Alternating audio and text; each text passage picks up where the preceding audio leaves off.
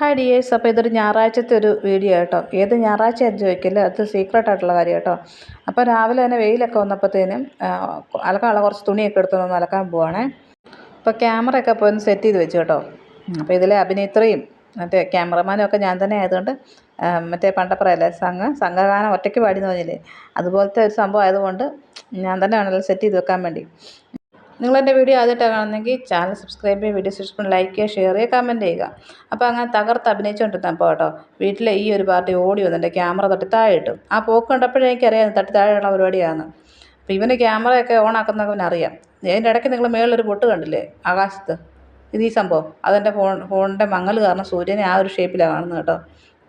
പിന്നെ നമ്മുടെ താമസിക്കുന്ന വീടിൻ്റെ തൊട്ട് മേളിൽ റംബൂട്ടാൻ ഉണ്ടായിരുന്നിട്ടുണ്ടായിരുന്നേ. സൂം ചെയ്ത് എനിക്ക് കാണാം, പക്ഷെ നിങ്ങൾക്ക് കാണാൻ പറ്റില്ല, കാരണം എൻ്റെ ഫോൺ അത്രയും ക്ലാരിറ്റി കുറവുണ്ട്. ഇപ്പോഴെല്ലാം ഒരു ഫോൺ വാങ്ങിക്കാം.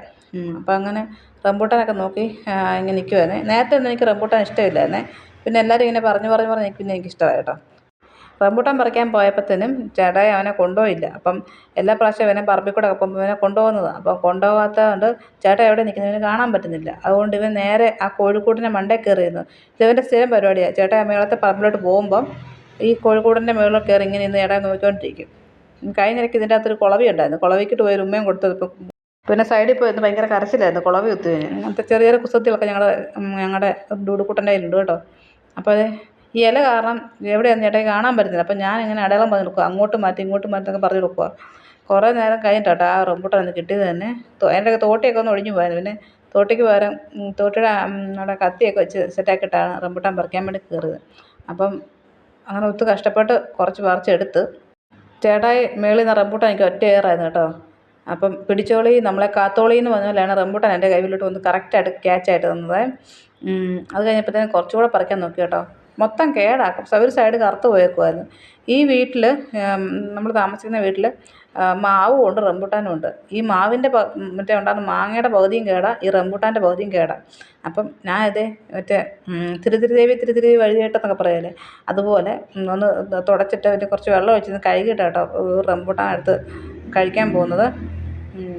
ഇങ്ങനെ റംബൂട്ടാനൊക്കെ ആരും കഴുകിയിട്ട് തിന്നുമെന്ന് എനിക്കറിയത്തില്ല.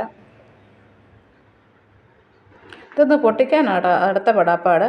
പൊട്ടിക്കാൻ പറ്റിയില്ല, ഞാൻ ഇതുപോലെ കടിച്ച് പറിക്കുമ്പോൾ അതിൻ്റെ ഒരു കയ്പ്പുണ്ടല്ലോ.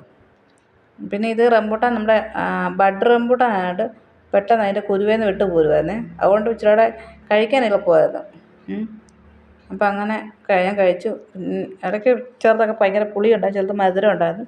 പക്ഷേ നല്ല സംഭവം അടിപൊളിയാണ്. അപ്പോൾ ഇത്രയേ ഉള്ളൂ ഇന്നത്തെ വീഡിയോ. അപ്പോൾ എല്ലാവർക്കും വീഡിയോ ഇഷ്ടമായെങ്കിൽ ലൈക്ക് ചെയ്യുക, ഷെയർ ചെയ്യുക, കമൻറ്റ് ചെയ്യുക. പിന്നെ ഇതിൻ്റെ ഷോർട്ട് വീഡിയോയുടെ ലിങ്കും ഞാൻ താഴെ കൊടുത്തേക്കുന്നത്, അതുകൂടെ കണ്ടേക്കണം കേട്ടോ. ടാറ്റാ.